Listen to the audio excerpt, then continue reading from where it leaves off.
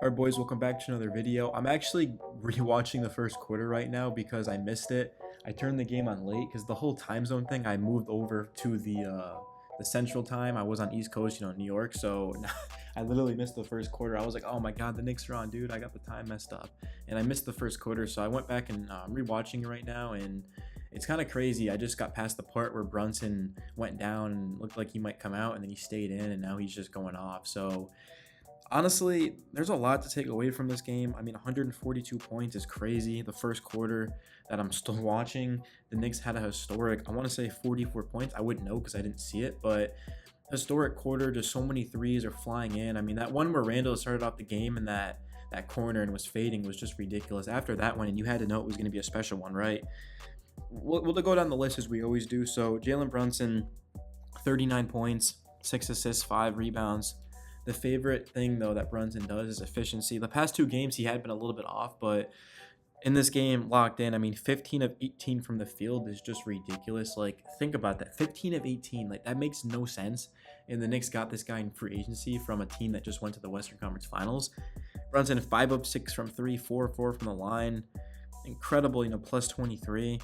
Julius Randle, 7 of 15 from the field, 4 of 8 from 3. I mean, if Randle and Brunson play not necessarily like this, because that's really hard to replicate, but if they just play like they have all season long, I mean, again, we could be talking about the New York Knicks making a playoff run. I don't think we're necessarily a finals team right now, but I do think that we're going to make a run in the Eastern Conference Finals, and probably be us against Milwaukee, if I'm being real with you. I mean, to this point in time, as Grimes knocks down a 3-ball, yes sir. You see, I'm actually going back and rewatching it. We're on a 10-0 run right now, which is cool. If you're gonna say that the Knicks aren't ready to make a playoff run, I mean, I don't know what you're watching. You go back to December, we have a top 5. Oh my god, Mitch just volleyball spiked that. We have a top 5 offense in the league, a top 10 defense.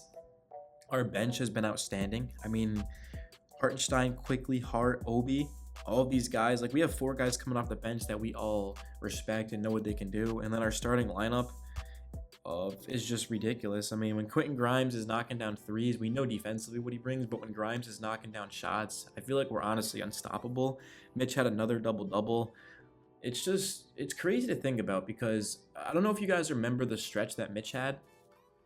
I mean, there's a couple, be real. There was a couple of stretches this season where Mitchell Robinson wasn't playing up to standards, and he's been getting rebounds and blocking shots and stuff, but I'm kind of just looking at it and I'm like, I know Mitch can do better than this. And I remember I dropped him in fantasy. I have Brunson is my only other Nick. I remember dropping him in fantasy, and I think it was when he got injured, actually, before he got injured. And then I remember just like picking him back up, and obviously that'd be a great decision. So it goes to show, like, Mitch is, I'm a Knicks fan. Like, I like Mitch, but I just, sometimes we kind of forget of how good he can be in this league. And I mean, this is the Mitchell Robinson that we've always wanted. I mean, you kidding me? 13 and 10, 1 block, 1 steal. Just, Mitch has been so good. Like, defensively, we're just on a different level when he's in the game.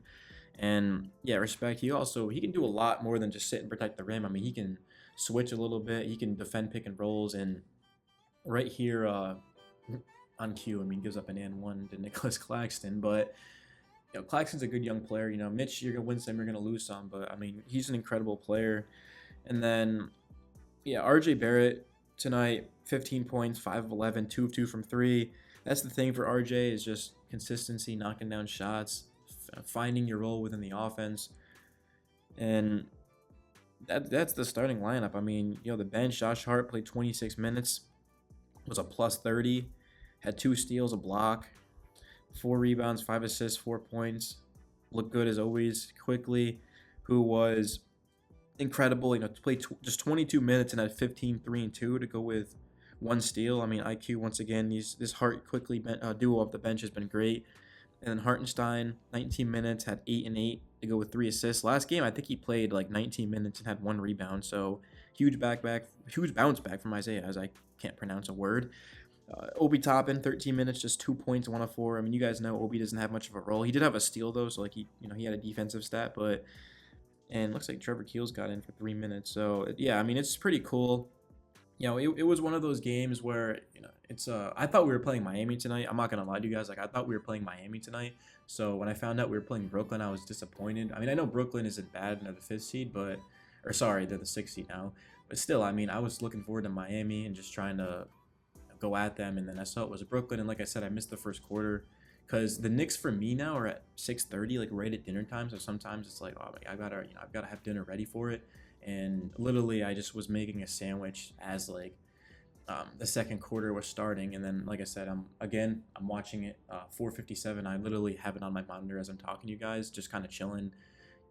Yeah. So, but next game is Miami Friday night Knicks. I mean, there's just no better day of the week. It makes it or breaks it for me the week. Like literally Friday when we win, it just makes the week because you're getting started for the weekend. You're ending the week essentially, and then you're starting the weekend. So getting a Knicks win is always fantastic. That game is in Miami, but we're a better road team than we are home. We have the second most road wins, so I'm not really concerned. And then we have the Boston Celtics. They're definitely hearing what people are saying, that the Knicks have a chance in the first time in 10 years. 10 years, guys, to win the season series against the Celtics. So they're definitely going to know that. They're going to be ready. Hopefully we are. I mean, we've been playing great, so I'm not really too concerned with it. But, I mean, if we can go on the road and beat Miami and beat Boston, I mean, that would send – if we haven't already sent a statement, that certainly would. Beating one very good team. And I know they struggled in February, but, Miami's still a team that nobody's counting out.